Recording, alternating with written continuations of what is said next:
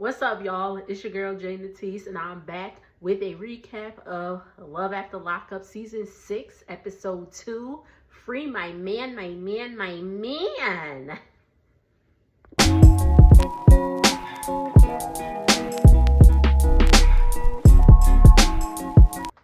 Let's just go ahead and jump on into it. Savannah and Bradley, I don't care.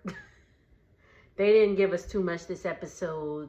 They got to her mama's house. They was talking to her mom and all that stuff.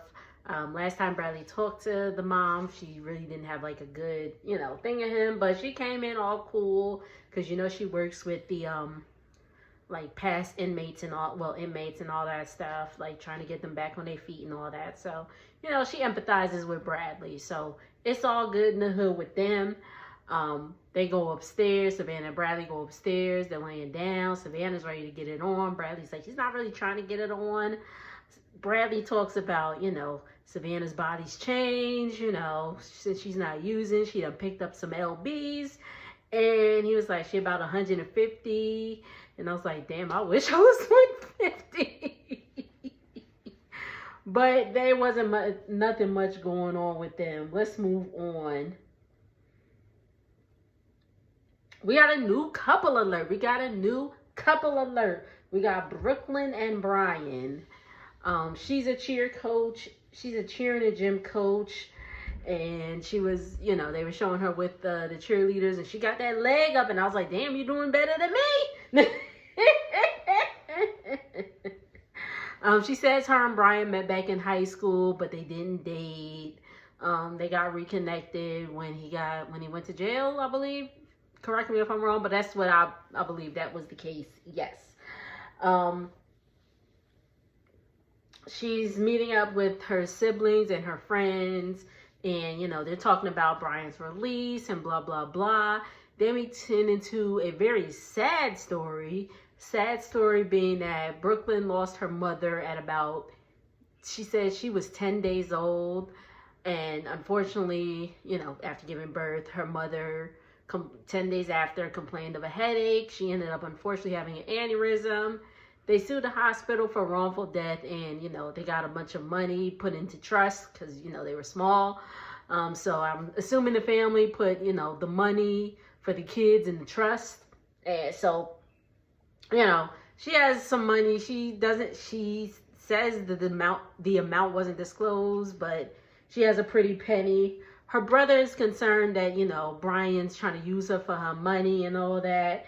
And he's talking about his concerns and she's getting upset. And I'm like, but I mean, those are his concerns. You could listen to him without feeling a type of way. Eh? And she walks out. Brian calls her and they talking. They were talking for about like 3 years while he was in jail. They only made it official about a year ago, she said. But before that, he was talking to some girl in New Jersey, which she likes to call that bitch from Jersey. And I was like, watch your mouth. Y'all know I'm from Jersey. Jersey's always home. So I was like, watch your mouth, girl. But anyway, she goes back in after getting off the phone with Brian. And they continue to go back and forth. And that's pretty much it with them. Next segment. Joey and Michael. Michael is out of jail. They embrace. Joey went to go get him. It's all love, hey. They pull over to the side of the road because Joey has some clothes for Michael to change into. We get to know a little bit more about Michael's backstory. Michael says that, he was trying to be straight. He was trying to pray the gay away, but this is who he is, and he learned to embrace it. He was in the Navy. After the Navy, he gets into a relationship with a guy. He said it was he said that was the love of his life. Unfortunately, he cheated on that guy. Cheated on him. They broke up. He met up with some friends from high school, and they introduced him to math. Read between the lines, because you two be a little, math. So that's, how he got started with drugs. Okay. I'll be honest. Michael was like, he he said the first opportunity to use, he wants to. So Michael's gonna have a hard time. And Joey's clean. Joey's been clean he relapsed like a year ago with Michael, but he's been clean ever since. And Michael is just like, he wants to use. They get in the car, they drive in, they give, Michael gives Joey gives Michael, I keep mixing them up. Joey gives Michael his phone, and, he was like, you got a new number. And he's like, I told my mom not to do that.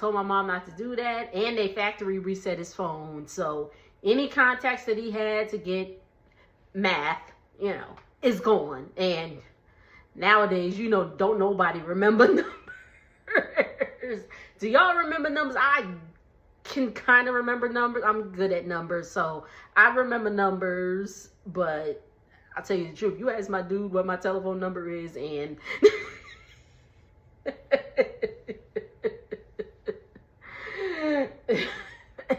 or like you ask my dad what his cell phone number is, and it's like, what? But anyway. So, don't nobody remember numbers these days, and it's just, so Michael's getting accustomed to that, and that's where we left off with them. Brooke and JK. Brooke is meeting JK's mom. They're at a hotel. They're gonna go get him the next morning. So his mom is already at the hotel. And, they see each other, they embrace, they eye with each other. And JK's mom, I'm sorry, I forgot her name, if they put it there. I believe they did, but I probably was tuned out for something. But JK's mom said, she was trying to check in, but the room's not in her name, so Brooke had to check in. They get checked in, and it was not a double bed. It's a king size bed, so they gonna have to get a little snuggled up. And I was just like, that's a little awkward. That's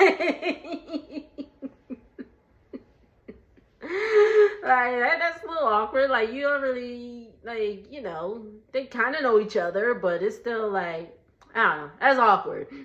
It's like y'all barely know each other, and y'all gotta share a bed. But at least it was a king size bed, and I was like, wouldn't a double bed be cheaper? I don't know. So mom's asked Brooke, does she want to marry JK? And she does. Okay. We speak to the mom. She said JK or James. His name is James. So she says James.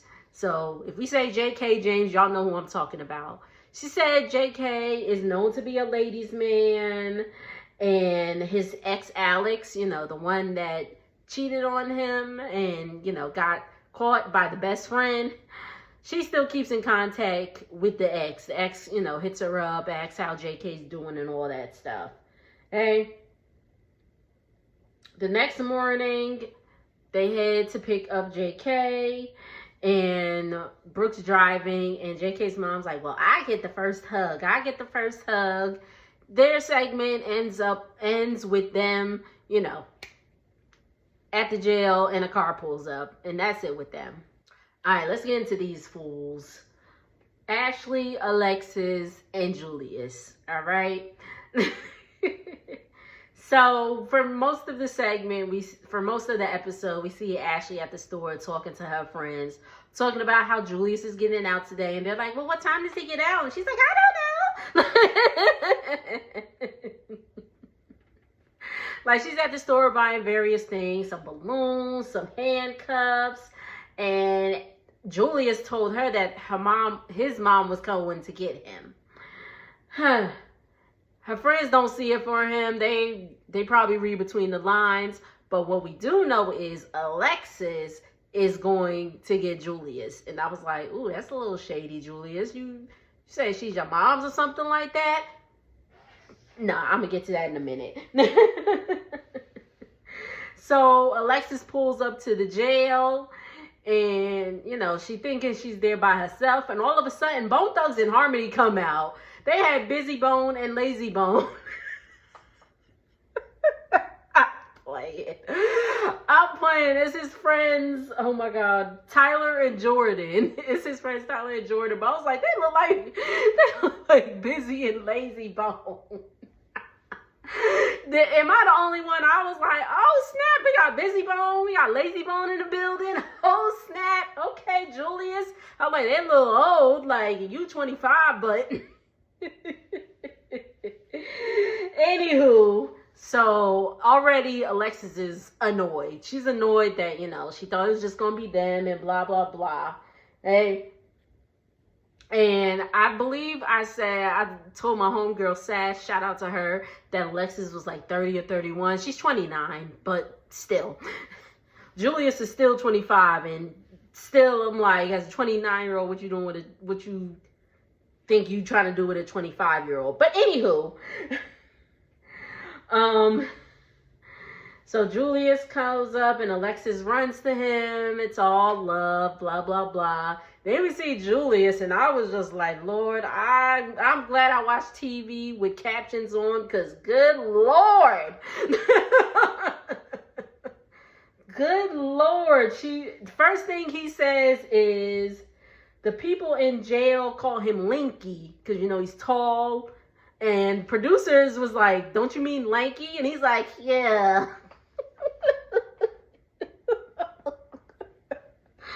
I was like, good Lord, this man. So he gives his backstory. He grew up poor, so he's trying to make some fast cash and all that stuff. He said he's appreciative that Alexis was there for him. Now pause for the cause. I heard, this is all allegedly, that, you know, present time, Julius and Alexis are about to have a baby. Now, I got this information from my homegirl, Sass Scales. If you follow her, you know, follow her. But she got it from, according to Amber, I believe she's on YouTube also, but I know she's definitely on Instagram. But there was a post, you know, there was a post on Facebook saying that Alexis and Julius just had a baby shower. They're having a baby girl. And it was just last Saturday, March 22nd. Now I went, I did a little digging, and I definitely saw the post and definitely saw Alexis. It's her. It's Alexis. I definitely saw on her Facebook page that, you know, she posted this or whatever, but I guess everything else is private because, you know, they're on the show and, you know, it can't really show too much. But I'm just saying, I seen the invite with my 4 eyes. Okay? But anywho, back to the episode. That was just a little side note. All right. Again, he says he's appreciative for Alexis, and they were like, what about Ashley? And he just laughs. They about to go and get some breakfast. Julius says he gonna ride with his friends. So again, Alexis is annoyed. Hey, they pull up to the, you know, they're driving. He's like, yo, pull up right here. And he's like, that's the hole right there. So he, you know, shouts his boys out, stay up, blah, blah, blah, yo. All that stuff. And they go off. And the episode ends with Ashley receiving a phone call from, who you think? Julius. Let's move on. So the episode picks up where we left off, where Q gets a phone call, and it left on like a weird cliffhanger last episode. They were just confirming that she was outside to pick up a family member. And then we see another celebrity sighting, y'all. We've seen Lady of Rage, rough and tough with a afro puffs. My bad. That was the Modric, rough and tough with his afro puffs. Oh, snap. I was like, okay. I was gonna do some buns for y'all, but I couldn't find my other ponytail. I couldn't find my ponytail holders, but you know.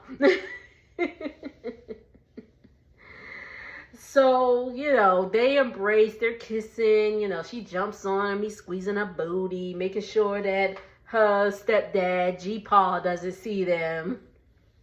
And I was just like, okay. So, you know, they get to the car, G-Paul greets him, they get in, you know, they got 5 hours to get to the halfway house and to get his ankle monitor.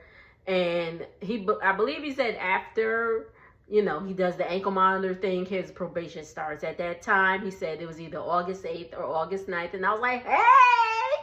August 9th is my birthday, y'all.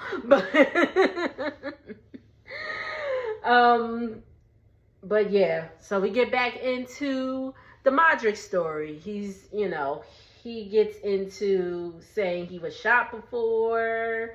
And he, you know, he was a good kid. He went to school, you know, he was a good kid. He went to college and all that stuff. And he did not finish because he got mixed up with the wrong crowd and unfortunately started his life of crime. He also said he met Kiana when he was 16 and she was 12. And I was like,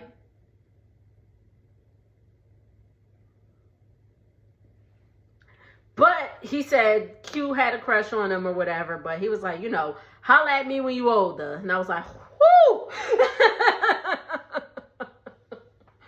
I was like, oh Lord.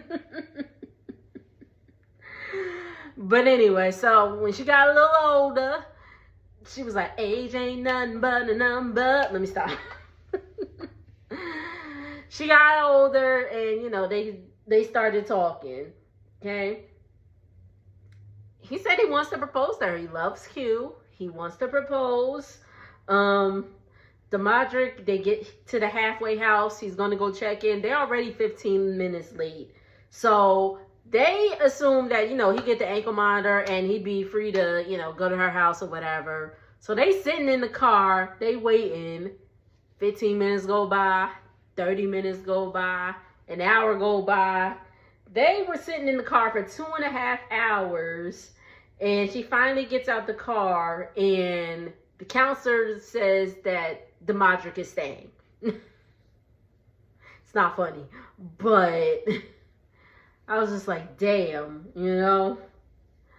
And they don't know how long he's staying and all that. So Kiana is mad. She gets in the car. She's upset. And I could not help but notice her lace was lifting, y'all. I was like, see, this is why I can't, you know, I'm gonna just, you know, if that is y'all, I am not hating at all. That's y'all. If you do, you know, the whole lace thing, that ain't never been me. I wore wigs, but I just, you know, I was like the old lady just slapping on my with my day. I don't have time to be, you know, putting the cap and doing the glue and all that stuff. Again, if y'all do that, that's showing y'all. That's not me. But I was like, baby, you got to check that before. I know a little something. You got to check that before, you know. And they in hot Texas, so I'm sure it was like. Anywho, that's just, again, another side note. But, you know, she's in the car, she's upset, and she's like, I don't understand, free my man, my man, my man. And that's pretty much the episode. Once again, thank y'all so much for tuning in. Remember, if you like what you see, make sure to like, comment, and subscribe. I will see y'all on the next thing, which will probably be Real Housewives of Atlanta. But I have some other stuff that's coming, like my part 2 of my endometriosis journey. I'm going to try to get that filmed and put out to y'all next week. And apparently Tyler Perry got a new movie on Prime. So we got to talk about that. Because I talked about, not Beauty in Black. What was that movie? I can't think right now. The one with Megan Good. We talked about that a few months back. Make sure y'all go back and see that. So you know we gotta talk about this movie. But again, thank y'all. Make sure to like, comment, and subscribe. I will see y'all in the next video. Later.